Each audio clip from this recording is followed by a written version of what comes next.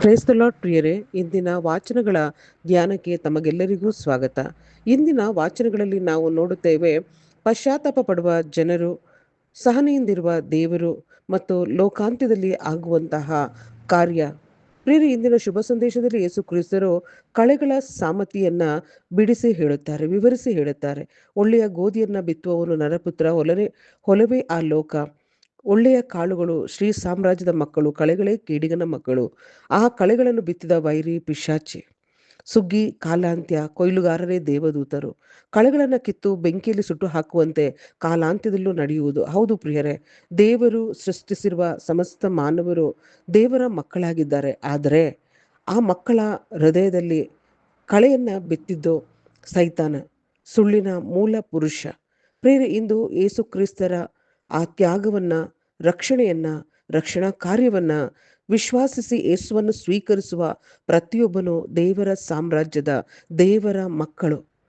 ಕಳೆಗಳು ಕೇಡಿಗಳ ಮಕ್ಕಳು. ಪ್ರಿಯರೇ, ಪಾಪ ಮಾಡುವವನು ಸೈತಾನನ ಸಂತಾನದವನು. ಸೈತಾನನು ಆದಿಯಿಂದಲೇ ಪಾಪವನ್ನು ಮಾಡಿದವನು. ಹೌದು ಪ್ರಿಯರೇ, ದೇವರಿಂದ ಜನಿಸಿದ ಯಾರು ಪಾಪ ಮಾಡೋದಿಲ್ಲ. ಯಾಕಂದ್ರೆ ದೇವರ ಜೀವದ ಕುಡಿಯಾದ ಯೇಸು ಕ್ರಿಸ್ತರ ಜೀವ ಆತನಲ್ಲಿ ಇರುತ್ತೆ. ಅವನು ಪಾಪದಲ್ಲಿ ಜೀವಿಸೋದಕ್ಕೆ ಸಾಧ್ಯವಿಲ್ಲ. ಆದರೆ ಇಂದು ಅನೇಕ ಸುಳ್ಳು ಬೋಧನೆಗಳು, ಶರೀರ ಸುಖದ ಬೋಧನೆಗಳು, ಲೌಕಿಕವಾದಂತಹ ಬೋಧನೆಗಳನ್ನು ಕೇಳುವಾಗ ಅನೇಕ ಮಕ್ಕಳು ಅವಿಶ್ವಾಸಕ್ಕೂ ಅಜ್ಞಾನಕ್ಕೂ ಒಳಗಾಗಿ ಈ ಸತ್ಯದ ಅರಿವಿನಿಂದ, ಸತ್ಯದ ಮಾರ್ಗದಿಂದ ದೂರ ಹೋಗ್ತಾ ಇದ್ದಾರೆ. ಸೈತಾನನ ಕಾರ್ಯ ಕೂಡ, ವಂಚನೆ ಕೂಡ ಇದೇ ಆಗಿದೆ ಪ್ರಿಯರೇ.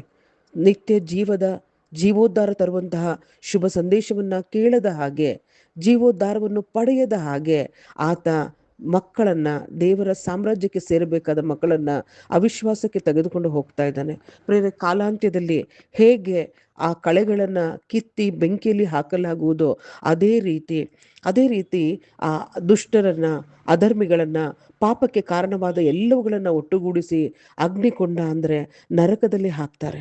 ನರಕ ದೇವರ ಮಕ್ಕಳಿಗಾಗಿ ಅಥವಾ ಮಾನವರಿಗಾಗಿ ಸೃಷ್ಟಿಸಿದಲ್ಲ, ಅದು ಸೈತಾನನಿಗೂ ಮತ್ತು ಅವನ ದೂತರಿಗಾಗಿ ಸೃಷ್ಟಿಸಿದ್ದು. ಆದರೆ ಸೈತಾನನ ವಂಚನೆಯಿಂದ, ಅವಿಶ್ವಾಸಕ್ಕೆ, ಸುಳ್ಳು ಬೋಧನೆಗೆ ಒಳಗಾಗಿ ಅನೇಕರು ಈ ಒಂದು ಅಗ್ನಿಕುಂಡಕ್ಕೆ, ನರಕಕ್ಕೆ ಹೋಗುವಂತ ಒಂದು ಕಾರ್ಯಗಳಾಗ್ತಾ ಇದೆ. ಆದರೆ ಕೊನೆಯವರೆಗೂ ವಿಶ್ವಾಸವನ್ನು ಕಾಪಾಡಿಕೊಂಡ ಪ್ರತಿಯೊಬ್ಬನು, ಸದ್ಧರ್ಮಿ, ವಿವೇಕಿ ಅಥವಾ ನೀತಿವಂತನು ತಮ್ಮ ತಂದೆಯ ಸಾಮ್ರಾಜ್ಯದಲ್ಲಿ ಸೂರ್ಯನಂತೆ ಪ್ರಕಾಶಿಸುವನು ಎಂದು ಇಲ್ಲಿ ಹೇಳ್ತಾ ಇದ್ದಾರೆ ಪ್ರಿಯರೇ. ಖಂಡಿತವಾಗಿಯೂ ಈ ಒಂದು ಸಮಯದಲ್ಲಿ ಆ ಒಂದು ಪರಿಶುದ್ಧತೆಯ ಜೀವನ, ಮಾನಸಾಂತರದ ಹೃದಯ, ಸತ್ಯದ ಜೀವೋದ್ಧಾರದ ಸಂದೇಶದ ಆ ಒಂದು ಕೇಳುವಿಕೆ ನಮ್ಮದಾಗಬೇಕು. ಇಂದು ನಾನು ಯಾರ ಬೋಧನೆಗಳನ್ನ, ಯಾರ ವಚನಗಳನ್ನ, ಆ ವಚನಗಳ ಆ ಗೂಢಾರ್ಥಗಳನ್ನ ಯಾವ ರೀತಿ ಅರ್ಥ ಮಾಡ್ಕೊಳ್ತಾ ಇದ್ದೇನೆ? ನನ್ನ ಶರೀರ ಸುಖದ ಬೋಧನೆಗಳನ್ನ ನಾನು ಕೇಳ್ತಾ ಇದ್ದೀನೋ, ಅಥವಾ ನನ್ನ ಜೀವೋದ್ಧಾರ ತರುವಂತಹ ನಿತ್ಯ ಜೀವದ, ಸತ್ಯದ, ಯೇಸು ಕ್ರಿಸ್ತರ ಮರಣ ಪುನರುತ್ಥಾನದ ಶುಭ ಸಂದೇಶವನ್ನು ನಾನು ಕೇಳ್ತಾ ಇದ್ದೀನೋ? ಶುಭ ಸಂದೇಶವನ್ನ ಕೇಳಿ ಪಾಪಕ್ಕೆ ಪಶ್ಚಾತ್ತಾಪ ಪಟ್ಟು ಮಾನಸಾಂತರಗೊಂಡು ದೇವರ ಕಡೆಗೆ ನಾನು ತಿರುಗಿಕೊಂಡಿದ್ದೇನೋ? ಯೇಸು ಕ್ರಿಸ್ತರ ಪುನರಾಗಮನದವರೆಗೂ ಈ ವಿಶ್ವಾಸವನ್ನು ನಾನು ಕಾಪಾಡಿಕೊಳ್ತೇನೋ? ಪ್ರಿಯರೇ, ಧ್ಯಾನಿಸಬೇಕು. ಇಂದಿನ ಮೊದಲನೆಯ ವಾಚನದಲ್ಲಿ ಪ್ರವಾದಿ ಯೆರೆಮೀಯನ ಗ್ರಂಥದಲ್ಲಿ ಜನರು ಪಶ್ಚಾತ್ತಾಪ ಪಟ್ಟು ಪ್ರಾರ್ಥನೆಯನ್ನ ಮಾಡ್ತಾರೆ. ಅವರು ಹೇಳ್ತಾರೆ, ನಾವು ಒಪ್ಪಿಕೊಂಡಿದ್ದೇವೆ ನಮ್ಮ ದುಷ್ಟತನವನ್ನ, ನಾವು ಮಾಡಿದ್ದು ದುರಾಚಾರ, ನಾವು ಮಾಡಿದ್ದು ಪಾಪ, ನಿಮಗೆ ವಿರುದ್ಧ ಅನ್ನೋದು ನಾವು ಅರಿತಿದ್ದೇವೆ ಅಂತ ಅವರು ಮಾನಸಾಂತರಗೊಳ್ತಾ ಇದ್ದಾರೆ, ಪಶ್ಚಾತ್ತಾಪ ಪಡ್ತಾ ಇದ್ದಾರೆ. ಆ ಪಶ್ಚಾತ್ತಾಪದಲ್ಲಿ ಅವರು ಹೇಳ್ತಾರೆ, ನೀವು ನಮ್ಮೊಡನೆ ಮಾಡಿಕೊಂಡ ಆ ಒಡಂಬಡಿಕೆಯನ್ನ ನೆನಪಿಗೆ ತಂದುಕೊಳ್ಳ್ರಿ. ನಿಮ್ಮ ಮಹಿಮೆಯ ಸಿಂಹಾಸನವನ್ನ ಅಸಡ್ಡೆ ಮಾಡಬೇಡ್ರಿ. ತಂದೆ ದೇವರು ನಮ್ಮನ್ನ ಸೃಷ್ಟಿಸಿದ್ದು ನಿತ್ಯ ಜೀವವನ್ನ ಸವಿಯಲು.